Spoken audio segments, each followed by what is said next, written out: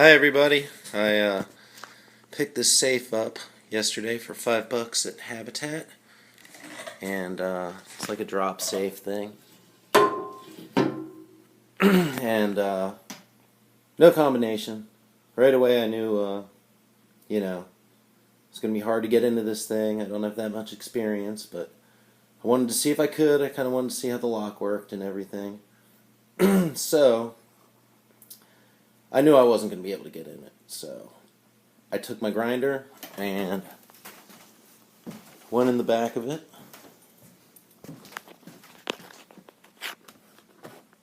Cut a nice big hole where the door is.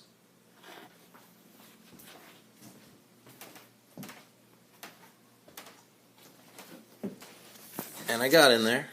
Let me see if I can prop this up.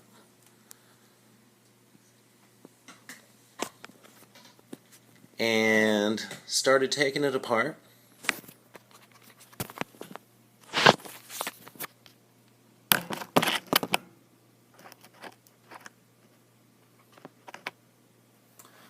I left the screws kind of loose. And I wanted to see if maybe I could get it working, or maybe have an alternate way of getting it working. So that plate pulled off, and I'd watched a couple videos on YouTube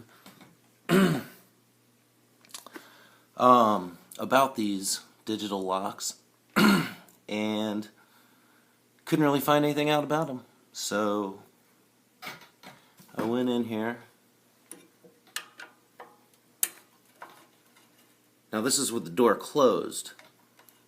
I had to reach in through the back to do all this, which wasn't a big deal. I'd cut a pretty big hole.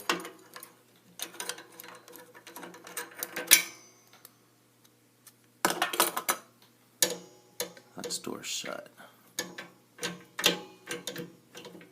Ow. Now this was being held up by that plate I just took off. Oops. Kind of a safety thing in case they smash the front of it in. I guess this plate comes back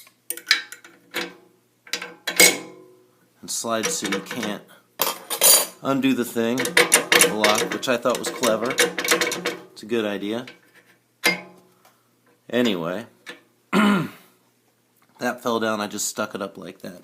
There's also another one in case someone flips the safe upside down.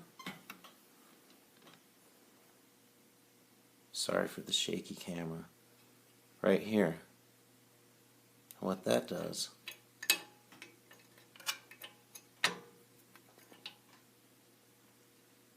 slides up. And they can't open it if they flip it upside down. Anyway.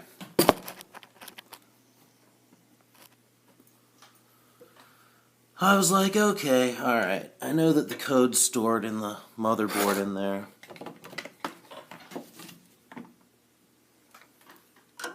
And I have no way of getting this code correct or whatever, you know. But I wanted to see if I could open it. And I knew there was. I have limited experience installing electric door locks, electromagnet locks and stuff like that at this place I work at. And I knew that there was a solenoid in here in this motherboard.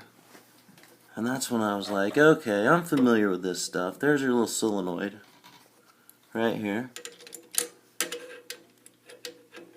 And that goes up and allows you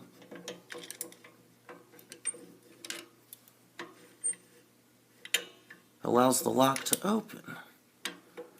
So I knew that no way in a million years was I going to crack the code to this thing. But I had a feeling I could get the solenoid to work.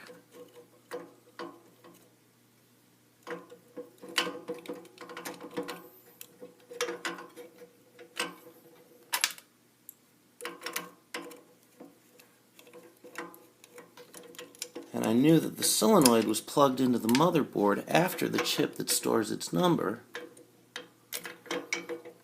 So we don't even need that. I'm like, alright, I think I can make this work. And so, from another project, I had this Radio Shack triple AA thing. Oh, and I knew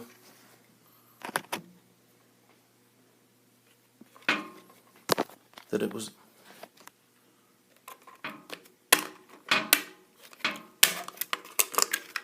running on a 4-pack of AAAs. You know what I mean?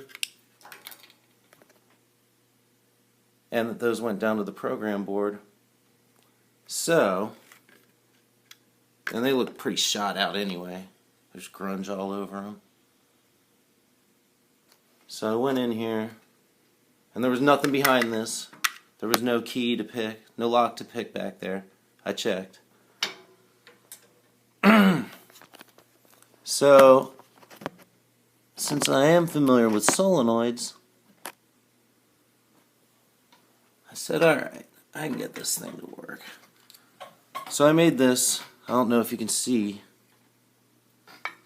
the wires I had to put in there, because my thing that I had just laying around the house was for an 8-pack of AA's, but I knew they were all 1.5 volts, so I just kind of ran strands of copper wire in there, and I'll fill up my battery bank.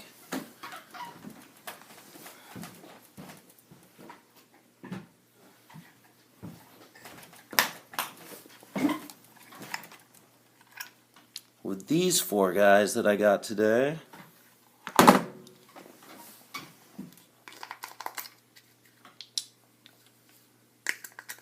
Stick them in there. And I was testing all this with a voltmeter. And I started with 1 battery on this thing in case it didn't take 6 volts.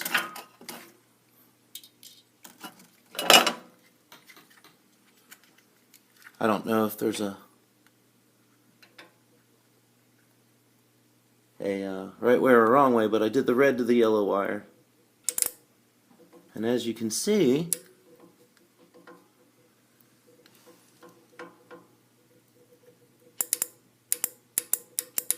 okay, it worked on 6 volts. So I'm like, cool. Right? Figured out how to get it open.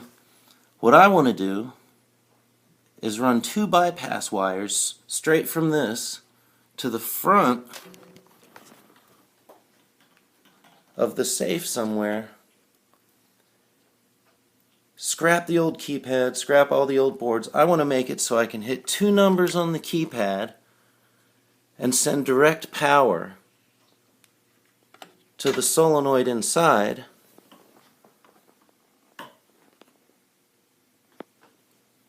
that will allow me to use the safe again.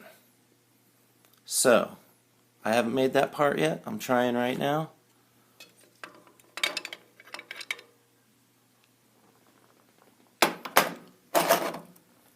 And I'll get back to you.